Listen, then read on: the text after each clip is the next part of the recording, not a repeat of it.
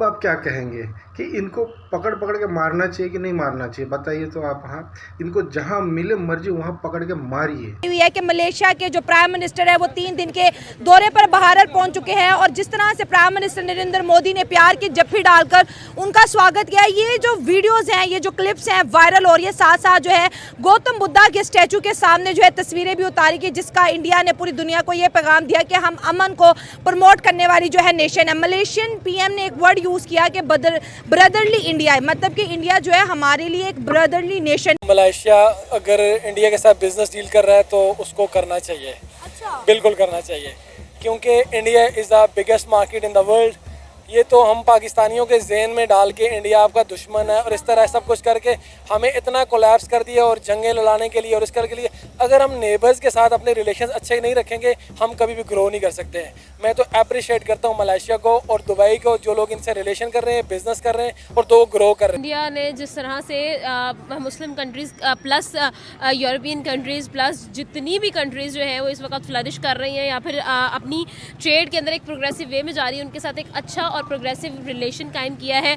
This is a success for Indians foreign policy, जिसको head करते हुए नजर आते हैं एस जयशंकर और फ्रंट लाइन से जो है वो उसको जो है वो लीड करते हुए नजर आते हैं। ठीक है, और एक यही बंदा है जिसने पीएम मोदी के साथ मिलकर इंडिया का जो है ना वो नक्शा ही बदल दिया है। ओवरऑल वर्ल्ड के अंदर इंडिया जो है वो मैप के ऊपर पीस को प्रमोट करता हुआ आगे बढ़ा है। क्यों दोस्तों, आज का हमारा टॉपिक है मलेशिया के जो प्रधानमंत्री, 12वें प्रधानमंत्री है, उनका जो 3 दिन का दौरा है भारत का, वो कैसा है और उससे जो किसको मिर्ची लग रही, कहाँ आग लग रहा है, कहाँ धुआं उड़ रहा है, उसका आपको दिख जाएगा इस वीडियो में। और रही बात कि हमारी क्या प्रतिक्रिया, वो भी आप वीडियो के एंड में देख लीजिएगा। आप बने रहिएगा वीडियो में। जरा कंटिन्यू करेंगे। जैसे इन्होंने कहा कि मलेशिया के इस्लामिक मुल्क है वो इंडिया में जाके बैठ रहा है, उन्होंने एक बड़ी स्टेटमेंट आज बोली कि इंडिया जो है ना एक ब्रदरली नेशन है। हमें भी जाना चाहिए ऐसे समिट्स में, दुनिया की नज़र में हमारा नाम भी होना चाहिए, लेकिन हम नहीं दिख रहे कहीं पे भी, हमें नहीं बुला रहे इंडिया। देखो, बात तो ये है कि हमें जाना चाहिए और हम जाएंगे भी सही अगर कोई बुलाए। हाँ। बात तो ये है कि वो हमें बुला नहीं रहे ना, यही वजह है। और इसकी बुनियादी वजह हम खुद क्रिएट कर रहे हैं। हाँ। क्योंकि अभी तक हम वो बच्चों वाली सियासत पे खड़े हुए हैं। कोई बंदा उठ के टीवी पे बयान दे देता है कि मैं इंडिया का नाक तोड़ दूंगा, कोई कहता है मैं इंडिया के दांत तोड़ दूंगा, कोई क्या बड़ी बड़ी छोड़ते हैं। हाँ, बड़ी बस हमारी सियासत यहीं पे खड़ी हुई है। ठीक है, और ये बड़ी डर्टी पॉलिटिक्स नहीं होगी? अब तो दुनिया इन जंगों से निकल आई है। अब लोग, दुनिया कहती है हम ज़्यादा पीस प्रमोट करने वाले हैं, हम ज़्यादा इकोनॉमिकली वर्थ रखने वाले हैं, हमारे पास ज़्यादा टेक्नोलॉजी है। अब तो इस चीज़ का रौब चल रहा है दुनिया में। वो तो अब इस चीज़ से भी दुनिया आगे निकल चुकी है। रिस्क रोजी तो अब मसला भी नहीं रहा। अब तो अंग्रेज़ों को देखो, दूसरे प्लैनेट्स पे जाके दूसरे मखलूकों को वो ढूंढ रहे हैं। वो तो वहाँ तक पहुँच चुके हैं और हम वहीं के वहीं खड़े हुए हैं और हम खड़े रहेंगे जब तक इस नज़रिए से हम नहीं निकलेंगे। ठीक है, और इस नज़रिए से निकलने के लिए अभी तो कोशिश स्टार्ट भी नहीं। ये हमारे अपने जो रंजिशें हमारी अपनी है, कभी हमारे सियासतदान लड़ रहे होते हैं, कभी हमारी